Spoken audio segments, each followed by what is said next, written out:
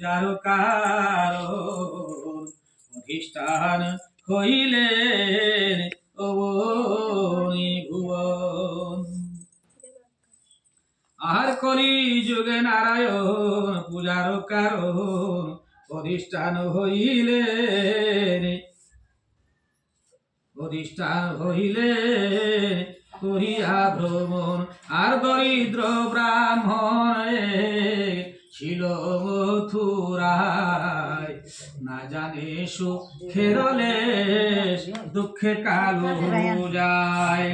আর একদিন সেই দ্বিজ ভূমিহানগর, কিছু না পাইয়া ভিক্ষা হইয়া কাতর। আর বৃক্ষ তলে বসিলেন বিরস বদরে, কতক্ষণ কান্দিলেন দুঃখ ভাবি মনে। আর দয়ালু হইয়া মনে সত্যনারায়ণ ফকিরের বেশে সেজে দিলেন দর্শন। ফকিরি কহেন হাসে শুনো দ্বিজ মহাশয়, কি কারণে কান্দিতেছ বসিয়া হেথায়। আর দ্বিজ বলে কি হইবে কহিলে তোমায়। ব্রাহ্মণ বলেন নিত্য ভিক্ষা মাগি খায়, আজ না পাইয়া ভিক্ষা দুঃখ ভাবি তাই।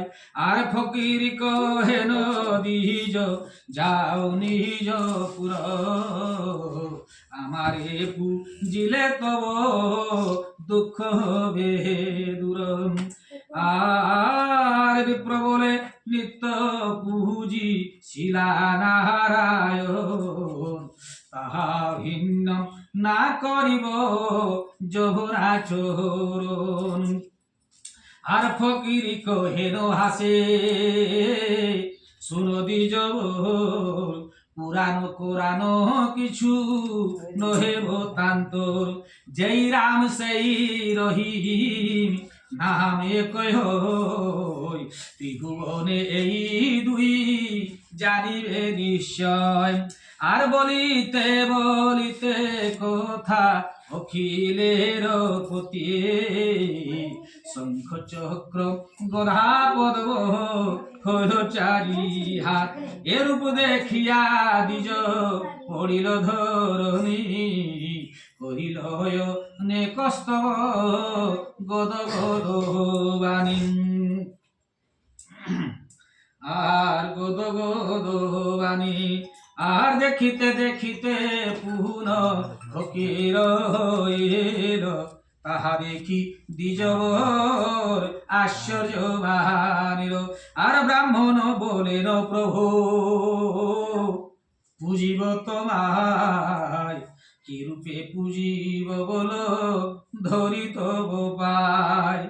আর কহিছে ফকির শুন শুন দ্বিজবর, কি রূপে করিব পূজা কহিও তপর। আর গধূ মধ্যাহ্না দিয়ার সোয়াশের গুঁড়া, সোয়াশের পান বুবায় ব্রহ্মা সোয়া ছোড়া। তোমাদের এখানে এই পূজাটা পান 25টা দেও, অন্য জায়গায় 25টা সুপারি দাও। আমি বলি অন্য গ্রাম দেয়, একটাই গ্রাম আছে আমার যে এই বই হিসাবে বইয়ে যে লেখা আছে ওইটা করা হয়। আর সোয়াশের পান বুবা ব্রহ্মা সোয়া ছোড়া। ব্রহ্মা মানে কি বলো দেখি, বলো দেখি ব্রহ্মা কি? কেলাটাকে ব্রহ্মা উড়িয়ার কদলি বলে কি? ব্রহ্মাটা মানে অতি মানে ভাষা, সাহিত্যিক ভাষা, বইয়ের ভাষা, ওটা সবাই জানবে। আর সোয়াশের চিনি কিংবা ইখু গুড় আগে ডাইরেক্ট আখর মানে ইয়ে গুড় বলতো, আর ইখু গুড় দিবে কিংবা দুধ দিয়া ভক্তিতে পুজিবে। এই সব সামগ্রী করিয়া আয়োজন, যত দিকে বসিবে সব ভক্তগণ। ভক্ত ভক্তগণ আহার গুণ কথায় আমার সু নিবে সাবধানে যতনে পুজিবে তথা বিবিধ বিধান আর সত্যপি বলি সবে তীরে দিবে হাত নারায়ণ বলি এক রিবে প্রণিপাত হরি হরি বল হরি বল হরি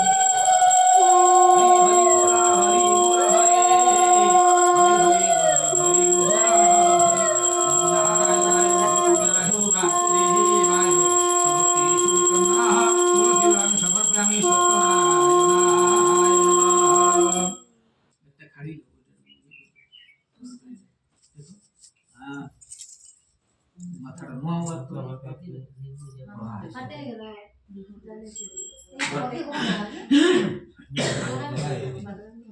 আহারে তো বলি নারায়ণ হইল যন্ত্রধার আর ভাবে গদ গধ বিপ্র মনে হল শীত ঘোর কত ভ্রমিয়া গৃহেতে উপনীত আহার ব্রাহ্মণী শুনিয়া হর্ষে হইলেন ব্যস্ত শ্রীনে আয়োজন যত করেন সমস্ত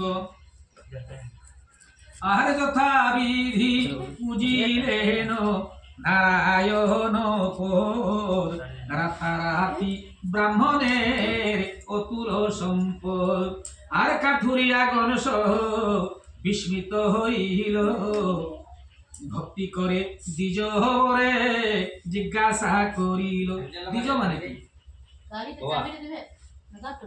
কি গো বলবে দ্বিজ মানে কি দ্বিজ ওটা ব্রাহ্মণ আমরা দ্বিজ কখনো হয় নমে ভিতর আমরা ব্রাহ্মণ কখনো হয় বিপ্লবটা বলে ব্রাহ্মণকে বিপ্লব আর দ্বিজ যখন আমাদের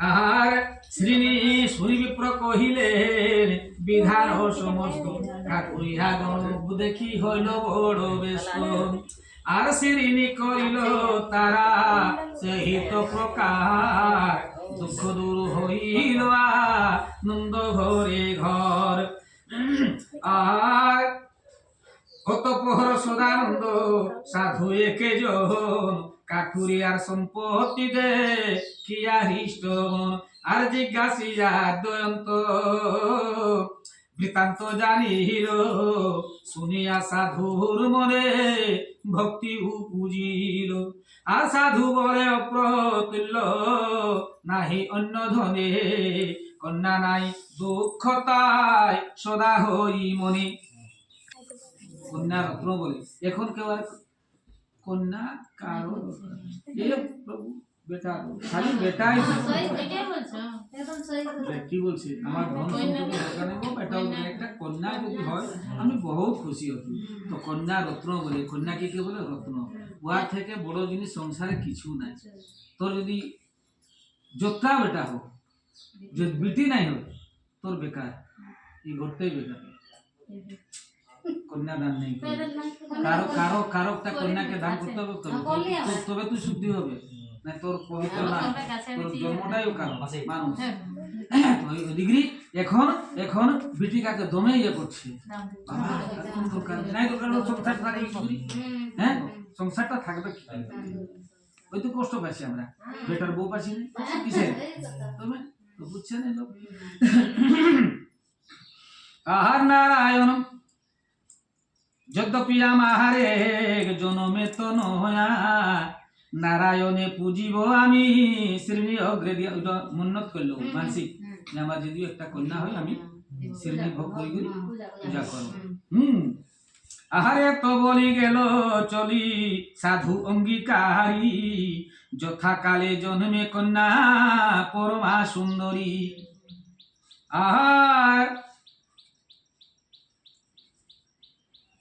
আর শ্রীনি দিবার কথা সাধু মনে পাশইল, আনিয়া সুপাত্রে কন্যা বিবাহ দিল। কোন মানসিক করলে ভুল করতে নাই, তোকে ঝামেলা হবে, আর ঝামেলা হবে দেখি আর পুরা। আর আনিয়া সুপাত্রে কন্যা বিবাহ দিল, বিয়া দিল। কত নালে সাজাইল সত্য মধুকর, জামাতা সহিতে সাধু চলিল সত্যর। আর দক্ষিণ পাটনে রাজা নামে কলানিধি, সেই দেশে সৌদাগরে মিলাইল বিধি। রাজা সম্বাসিয়া রহে তরণী চাপিয়া, প্রমাদ ঘটিল দেখো শিরিনি নাহি দিয়া। বিয়া কই দিল, ওখান মানসিকটা কইছিল দিল নাই, পূজাটা বাকি ঝামেলা করবে কি। আর ভূপতির ভান্ডারেতে ধান্যাদি যাছিল, নিশি মধ্যে সাধুর তরণী পূর্ণ হইল। আর ঘর খালি, সব সব খালি। আর ছল করে রাজা তার সর্বস্ব লুটিল, জামাতা শ্বশুরে নিয়ে বন্ধন করিল। রাজার আদেশে কোটাল মশানে লয়ে যায়, পাত্র অনুরোধে তারা দহে প্রাণ পায়। আর কারাগারে বন্দি থাকে শ্বশুর জামাই, কি কহিব উভয়ের দুঃখের সীমা নাই। আর এখানে সাধুর পত্নী আর তার সুতা, পতির বিলম্ব দেখে মহাসখ যুক্তা। আর সঙ্গতি হইল সে পড়িল কষ্টেতে, দাসিত্ব করিয়া থাকে পরের গৃহেতে। কত কষ্ট পাচ্ছি, অন্য লোকের ঘরে বাসন মাজতে হচ্ছে, ঝাড়ু মারতে হচ্ছে। একদিন সাধু কন্যা বেড়াইতে গিয়া, ইষ্টমতি নিজের গৃহে শিরিনি দেখিয়া। পূজা হচ্ছে, পূজাইছে। আহার বিশেষে জানিয়া কন্যা কহিল মানো না, পিতা আর প্রতি আইসে এই যে কামনা। কোন দিকে গেল, কি হইল, আর মানসিক করলো যে আমিও ঘুরিয়াছে ঘরকে আমি করবো। এত গৃহে গেল সাধুর তো নয়া, সত্যনারায়ণের তাহে উপজিল দয়া। ভগবানের দয়া হইল সত্যনারায়ণ।